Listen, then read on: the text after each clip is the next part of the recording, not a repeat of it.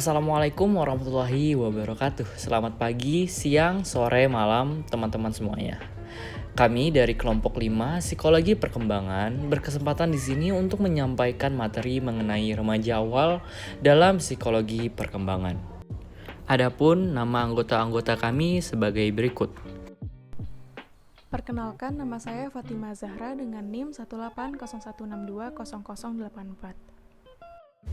Perkenalkan, nama saya Zidan Hamdani dengan NIM 18016200008. Perkenalkan, nama saya Bagus Fahmi Ardiansyah dengan nomor induk mahasiswa 18016200059. Perkenalkan, nama saya Elna Putri Kalia dengan NIM 18016200178. Daftar isi. Bab 1. Pengertian. Menjelaskan pengertian remaja awal. Bab 2. Ciri-ciri. Menjelaskan ciri-ciri remaja awal. Bab 3. Aspek perkembangan. Menjelaskan aspek-aspek perkembangan psikologis pada masa remaja awal. Bab 4. Minat dan cita-cita. Mendeskripsikan minat pada masa perkembangan remaja awal. Bab 5. Masa kritis. Menjelaskan masa kritis pada masa remaja awal. Bab 1. Pengertian remaja awal. Masa remaja awal adalah masa di mana anak baru menginjak awal dari segala hal yang dapat mengembangkan anak. Remaja berasal dari kata Latin adolescens yang berarti tumbuh atau tumbuh menjadi dewasa. Istilah adolescence mempunyai arti yang lebih luas lagi yang mencakup kematangan mental, emosional, sosial, dan fisik menurut Harlock 1992. Pada masa ini sebenarnya tidak mempunyai tempat yang jelas karena tidak termasuk golongan anak tetapi tidak juga golongan dewasa atau tua. Masa remaja adalah masa transisi dari anak-anak menjadi seorang dewasa, di mana mereka ingin mencari tahu siapa mereka serta menginginkan suatu kebebasan. Biasanya bagi seorang wanita setelah berusia 12 tahun dan laki-laki berusia 14 tahun. Remaja awal ialah suatu transisi awal di mana seorang manusia yang telah memasuki dunia dewasa dan masih mencari jati diri. Usia remaja terbagi dalam 3 fase, yaitu fase remaja awal usia 12 tahun sampai 15 tahun, fase remaja tengah usia 15 tahun sampai 18 tahun, dan fase remaja akhir usia 18 tahun sampai 21 tahun, menurut Monks 2006. Yang selanjutnya ada ciri-ciri perkembangan masa remaja awal. Seperti halnya pada semua periode yang penting, sela rentang kehidupan masa remaja mempunyai ciri-ciri tertentu yang membedakannya dengan periode sebelumnya dan sesudahnya. Menurut Siddiq Jatmika, kesulitan itu berangkat dari fenomena remaja sendiri dengan beberapa perilaku khusus, yakni yang pertama, remaja mulai menyampaikan kebebasannya dan haknya. Yang kedua, remaja lebih mudah dipengaruhi oleh teman-temannya. Yang ketiga, remaja mengalami perubahan fisik yang luar biasa. Dan yang keempat, sekaligus yang terakhir, remaja sering menjadi terlalu percaya diri atau overconfidence. Siddiq Jatmika juga menjelaskan adanya kesulitan yang sering dialami kaum remaja. Beberapa kesulitan atau bahaya yang mungkin dialami kaum remaja antara lain, yang pertama, variasi kondisi kejiwaan. Selanjutnya, rasa ingin tahu seksual dan coba-coba. Ketiga, membolos. Keempat, perilaku antisosial. Dan kelima, penyalahgunaan obat bius. Dan keenam, psikosis.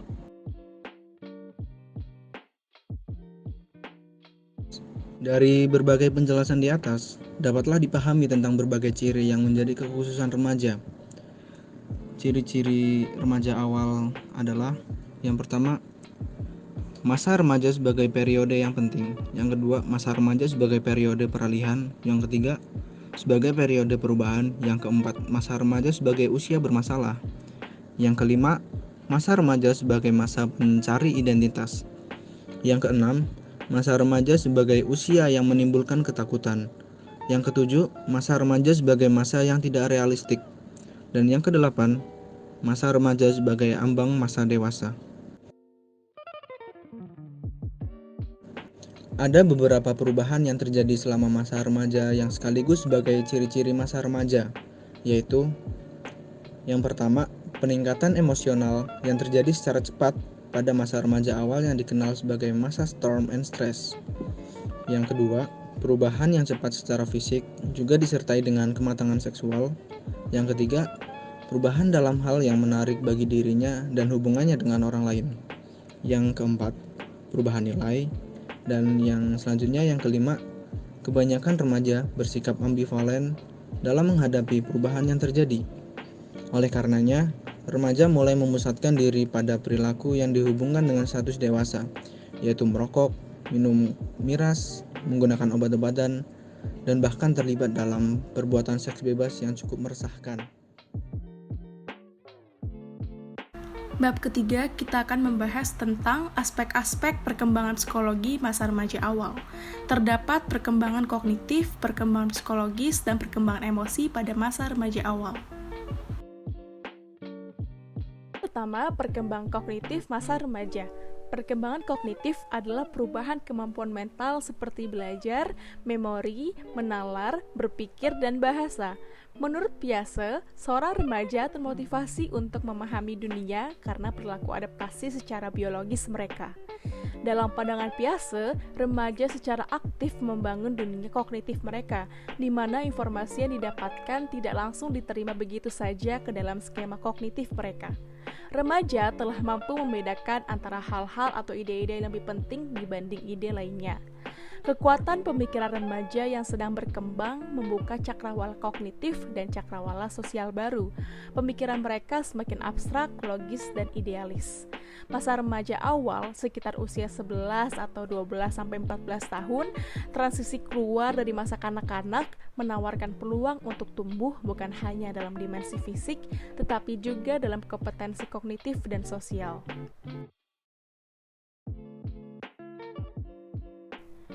Yang kedua, perkembangan psikologi masa remaja. Widya Stuti dan kawan-kawan pada tahun 2009 menjelaskan tentang perubahan kejiwaan pada masa remaja. Perubahan-perubahan yang berkaitan dengan kejiwaan pada remaja adalah yang pertama, perubahan emosi. Perubahan tersebut berupa kondisi sensitif atau peka, mudah bereaksi bahkan agresif terhadap gangguan atau rangsangan luar yang mempengaruhinya, dan ada kecenderungan tidak patuh kepada kedua orang tua. Dan yang kedua, perkembangan intelijensia. Pada perkembangan ini, menyebabkan remaja cenderung mengembangkan cara berpikir abstrak, suka memberikan kritik, dan cenderung ingin mengetahui hal-hal yang baru. Yang ketiga, perkembangan emosi masa remaja. Karena berada pada masa peralihan antara masa anak-anak dan masa dewasa, status remaja agak kabur, baik bagi dirinya maupun bagi lingkungannya. Masa remaja biasanya memiliki energi yang besar, emosi yang berkobar-kobar, sedangkan pengendalian diri belum sempurna. Remaja juga sering mengalami perasaan tidak aman, tidak tenang, dan khawatir kesepian. Ali dan Ansori 2006 menambahkan bahwa perkembangan emosi seseorang pada umumnya tampak jelas pada perubahan tingkah lakunya. Perkembangan emosi remaja juga demikian halnya. Kualitas atau fluktuasi gejala yang tampak dalam tingkah laku itu sangat tergantung pada tingkat fluktuasi emosi yang ada pada individu tersebut. Dalam kehidupan sehari-hari, sering kita lihat beberapa tingkah laku emosional, misalnya agresif, rasa takut yang berlebihan, sikap apatis, dan tingkah laku yang menyakiti diri, seperti melukai diri sendiri dan memukul-mukul kepala sendiri. Sejumlah faktor menurut Ali dan Asrori pada tahun 2006 yang dapat mempengaruhi perkembangan emosi remaja adalah sebagai berikut. Yang pertama, perubahan jasmani.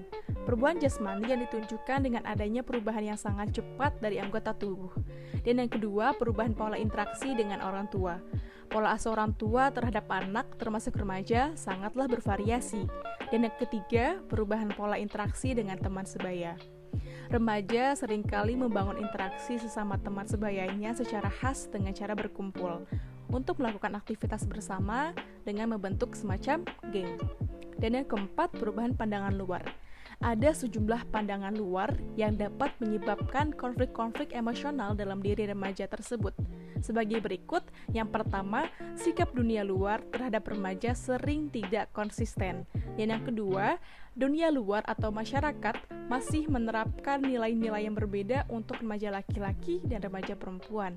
Dan yang ketiga, seringkali kekosongan remaja itu dimanfaatkan oleh pihak luar yang tidak bertanggung jawab, seperti cara melipatkan remaja tersebut ke dalam kegiatan-kegiatan yang merusak dirinya dan melanggar nilai-nilai moral. Dan yang kelima atau yang terakhir ialah perubahan interaksi dengan sekolah. Tidak jarang anak-anak lebih percaya, lebih patuh, bahkan lebih takut kepada guru daripada kepada kedua orang tuanya sendiri. Posisi guru semacam ini sangat strategis apabila digunakan untuk pengembangan emosi anak melalui penyampaian materi yang positif dan konstruktif. Yang keempat, ada minat pada masa perkembangan remaja awal. Minat merupakan suatu perangkat mental yang terdiri dari campuran perasaan, harapan, pendirian, prasangka, rasa takut, atau kecenderungan lain yang mengarahkan individu kepada suatu pilihan tertentu. Sedangkan cita-cita merupakan perwujudan dari minat yang berkaitan dengan pandangan masa depan. Bentuk minat atau cita-cita remaja awal terwujud dalam berbagai kategori, antara lain: yang pertama ada minat pribadi dan sosial. Minat ini merupakan yang paling kuat dimiliki oleh remaja awal. Minat pribadi timbul karena remaja awal menyadari bahwa penerimaan sosial yang sangat dipengaruhi oleh kesan yang ditampakkan remaja kepada lingkungan sekitarnya. Hal-hal yang bersifat pribadi seperti tampang, bentuk tubuh, pakaian, atau perhiasan sangat diminatinya karena erat kaitannya dengan keberhasilan atau dalam pergaulan. Keadaan ini dapat dimengerti karena masa remaja awal merupakan masa di mana mereka mulai mengambil bagian dalam kehidupan sosial. Misalnya, bagi seorang remaja putri cenderung berminat mengenakan tren pakaian terbaru untuk menunjukkan preties ataupun sebagai penyesuaian terhadap lingkungan pergaulannya. Yang kedua, ada minat terhadap rekreasi. Umumnya, minat ini sangat kuat terjadi pada masa remaja awal. Namun, sejumlah remaja awal mengarahkan minat rekreasi ini pada pengembangan hobi, terutama olahraga. Dalam hal ini, terjadi perbedaan yang mencolok atas apa yang diminati oleh kedua kelompok jenis kelamin. Misalnya bagi remaja pria lebih menyukai kegiatan rekreatif yang bersifat maskulin dan membutuhkan energi fisik, seperti sepak bola, badminton, basket, dan lain sebagainya. Sementara bagi remaja wanita lebih menyukai kegiatan rekreatif yang bersifat feminim seperti renang, senam, dan lain sebagainya. Yang ketiga ada minat terhadap agama. Topik-topik agama di mana ketika masa kanak-kanak diterima begitu saja, maka pada masa remaja awal mulai didalami secara kritis. Remaja mulai mendiskusikan topik-topik agama bersama teman sebaya. Namun terkadang remaja lebih melihat segi praktis dan realita dari ajaran agama.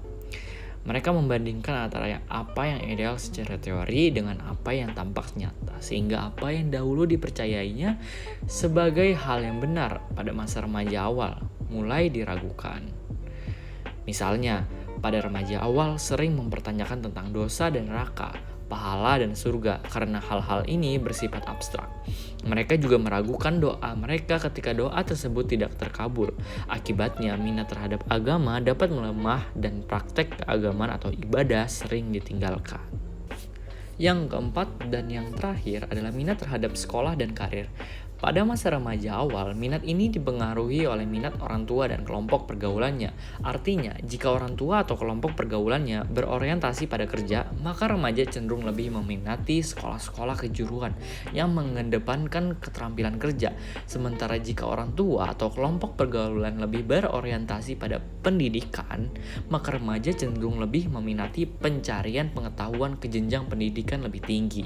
Namun demikian, minat sekolah dan karir pada masa remaja awal cenderung berubah-ubah.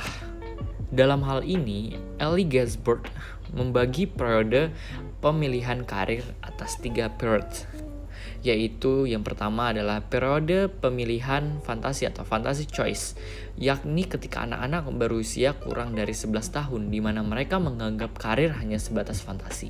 Yang kedua adalah periode pemilihan sementara atau tentative choice, yakni ketika remaja berusia antara 11 sampai 17 tahun di mana pemikiran tentang karir sering berubah-ubah. Dan yang ketiga atau periode pemilihan realistis atau realistic choice, yakni ketika individu berusia 17 hingga masa dewasa di mana seseorang menentukan pilihan meski masih terbuka kemungkinan untuk mengembangkan pilihan tersebut lebih lanjut. Bab 5. Masa kritis pada remaja awal. Dalam tahapan perkembangan psikososial, menurut Erik Erikson, krisis psikososial yang dialami oleh masa remaja awal adalah identitas versus kebingungan. Artinya, di satu sisi, remaja awal berjuang untuk menemukan siapa dirinya melalui proses coba-coba peran. Yang pertama ada akibat perubahan-perubahan pada masa remaja awal atau puber. Akibat terhadap kondisi fisik, yang pertama perubahan yang pesat pada tubuh cenderung disertai kelelahan dan gejala-gejala buruk lainnya. Lalu sering terjadi gangguan pencernaan dan nafsu makan kurang baik, sering terjadi anemia, lalu selama awal period haid, anak perempuan sering mengalami sakit kepala, sakit punggung, serta sakit perut dan sebagainya. Yang kedua, akibat terhadap kondisi psikologis, sikap dan perilaku pada remaja awal. Hal ini lebih disebabkan karena perubahan perilaku sosial terhadap anak. Akibat ini dimaksud antara lain ingin menyendiri, munculnya rasa bosan, inkoordinasi, antagonisme sosial, emosi meninggi, menurunnya kepercayaan diri, serta berpenampilan terlalu sederhana. Yang ketiga, kematangan yang menyimpang. Kematangan yang menyimpang adalah terlalu cepat atau lambatnya anak mengalami kematangan. Anak yang kematangan seksualnya lebih cepat daripada kelompok seusianya dinamakan matang lebih awal. Sedangkan anak yang kematangan seksualnya lebih lambat dari kelompok seusianya dinamakan matang lebih lambat. Bagi anak laki-laki, matang lebih awal itu menguntungkan. Namun, bagi perempuan, matang lebih awal itu kurang menguntungkan. Dan yang keempat, bahaya pada masa remaja awal atau puber.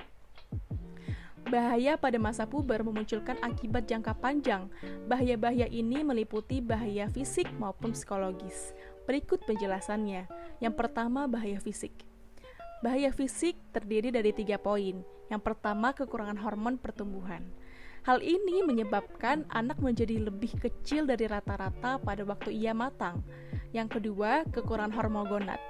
Hal ini menyebabkan masa pertumbuhan anggota badan yang berlangsung terlalu lama. Dan yang ketiga, kelebihan hormon gonad. Hal ini menyebabkan datangnya puber pada usia dini, yakni usia 5-6 tahun. Yang kedua, bahaya psikologis. Terdiri dari konsep diri yang kurang baik, prestasi rendah, kurangnya persiapan menghadapi perubahan masa puber, dan kurang bisa menerima perubahan pada tubuh. Baik, terima kasih teman-teman sudah menyempatkan untuk menonton video presentasi kami. Kami harap video ini dapat memberikan pengetahuan tentang remaja awal lebih dalam. Mohon maaf jika terdapat kesalahan pada kami. Terima kasih. Jika ada yang ingin bertanya, silakan bertanya di kolom komentar. Saya akhiri. Assalamualaikum warahmatullahi wabarakatuh.